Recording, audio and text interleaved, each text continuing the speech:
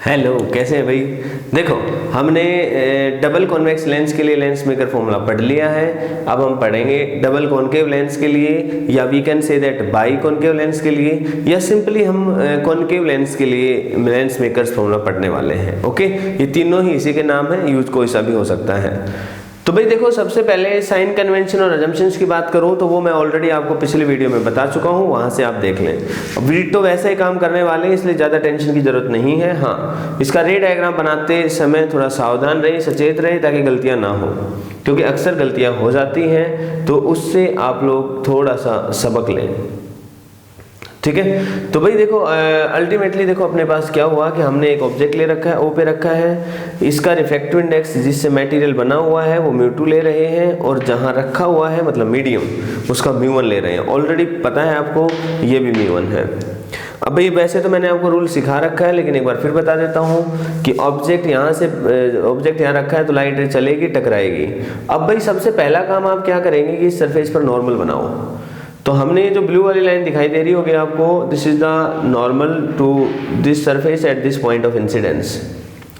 और भाई ये लाइट रे जाने वाली थी जो ओ से, इसका एक्चुअल में पास डॉटेड लाइन से दिखा रखा है। अब आपको जैसा कि पता है कि लाइट रेयर से डेंसर मीडियम में जा रही है, तो ये नॉर्मल की तरफ थोड़ा बेंड हो गई है, और बेंड होने के बाद ये इस रास्ते पर चली गई है, क्योंकि ये नॉर्मल था, ये इसका एक्चुअल पाथ था, तो इससे थोड़ा सा मुड़ गई और बेंड हो गई। अब ये पहुंची, देखो ध्यान से समझना, अब क्योंकि ये इस रास्ते पे गई है, तो यदि ये सरफेस नहीं आता तो ये इस रास्ते पर जाती जाती, इसको यदि हम पीछे की तरफ एक्सटेंड करते तो ये हमें कहाँ मिलती हुई नजर आएगी भाई, मान लो यहाँ मिलती हुई नजर आ रही है I1 पॉइंट पर। इसका मतलब यदि हम सरफेस की बात करें, for the surface ABC, for ABC surface ABC के लिए हम लोग क्या कहेंगे कि भाई ऑब्जेक्ट कौन है, O है, I1 क्या है साहब, इमेज है। O is the object and I1 is the image. अब जो बात है समझने की वो ये है कि भाई यदि हम सरफेस पे चलें, मतलब रिफ्रैक्शन को देखें, लाइट रे कहाँ चल रही है उसको देखें, तो लाइट रे जा रही है रेयर से डेंसर मीडियम में। तो आपको रिफ्रैक्शन वाले कंसेप्ट से रेयर से डेंसर, जब स्फेरिकल रिफ्रैक्टिंग सरफेस की बात करें तो फॉर्मूला याद होना चाहिए। फॉर्मूला होता है साहब μ2/v minus μ1/u will be equal to μ2 minus μ1/r। इसी को हम लोग यहाँ पर यूज करेंगे, तो μ2 ही रहेगा। इमेज डिस्टेंस जो है वो हम जहाँ पर इमेज I1 बनी है, इसकी डिस्टेंस को हम लोग v1 मान रहे हैं, तो हम यहाँ v1 लिख देंगे माइनस μ1 डिवाइडेड बाई u। जहाँ पर ऑब्जेक्ट रखा हुआ है इस डिस्टेंस को हम u का नाम दे रहे हैं, तो u रख दिया हमने, equal to μ2 minus μ1 divided by r। और भाई r को हमने यहाँ से यहाँ तक का r1 माना है, इसलिए हम r1 लिख देते हैं। इक्वेशन नंबर 1 याद रहे, इस फॉर्मूले में हमने u, v और r तीनों के साइन पुट नहीं करे हैं। मैं पहले भी बता चुका हूं, लेंस मेकर फॉर्मूला का डेरिवेशन करते टाइम साइन कन्वेंशन नहीं लगाने हैं, लेकिन डेरिवेशन के बाद जब आप न्यूमेरिकल करोगे तो आप इसका यूज करोगे।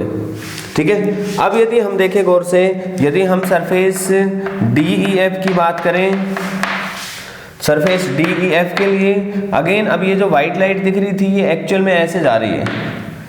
इस सरफेस पर नॉर्मल ड्रॉ करेंगे तो इसका नॉर्मल इधर है, क्योंकि ये सर्कल है भाई, सर्कल का सेंटर में से पास होगा तो सेंटर इधर आएगा। ओके, अब देखो रेयर से डेंसर नहीं है, अब की बार डेंसर से रेयर रिफ्रैक्शन है, तो लाइट रे नॉर्मल से अवे मुड़ेगी, मतलब ये नॉर्मल है तो ये लाइट रे इधर नहीं जाएगी बल्कि इधर जाएगी, इसलिए एक्चुअल पाथ ये होगा।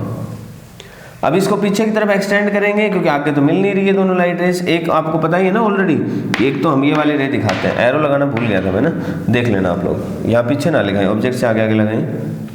अब हमें तो पता है कि जब ये लाइट रेस आगे की तरफ तो एक्सटेंड मिल नहीं रही है, इसलिए पीछे मिलेंगी, तो पीछे मिलेंगी तो भाई हम इसको पीछे एक्सटेंड कर देंगे, यहाँ I पर फाइनल इमेज बन जाएगी। अब यदि सरफेस DF की बात करें तो ऑब्जेक्ट इसके लिए कौन है, जो पिछले की इमेज है, बताओ कौन है, I1, और इसके लिए इमेज कौन बना है भाई, I।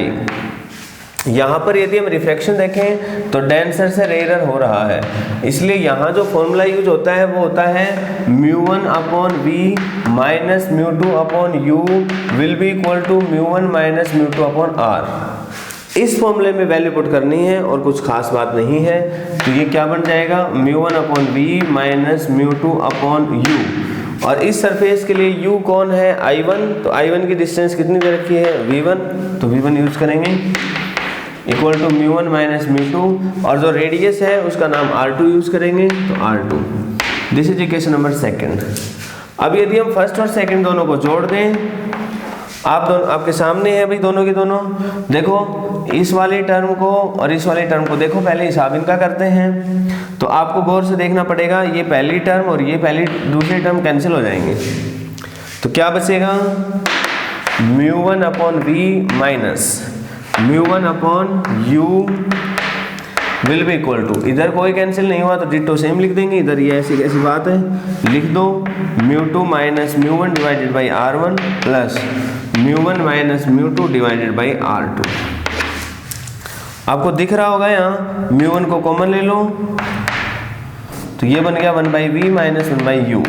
यहाँ पर दिख रहा होगा μ2 माइनस μ1 को कॉमन ले लो तो ये बच गया 1 by r1 minus 1 by r2, क्योंकि यहाँ 1 माइनस 2 था, ये 2 माइनस 1 को कॉमन ले इसलिए माइनस बचेगा। यहाँ पर इसका मतलब 1 by v minus 1 by u की वैल्यू निकालेंगे तो μ2 माइनस μ1 डिवाइडेड बाई ये वाला ले जाओ इधर μ1 bracket close 1 by r1 minus 1 by r2।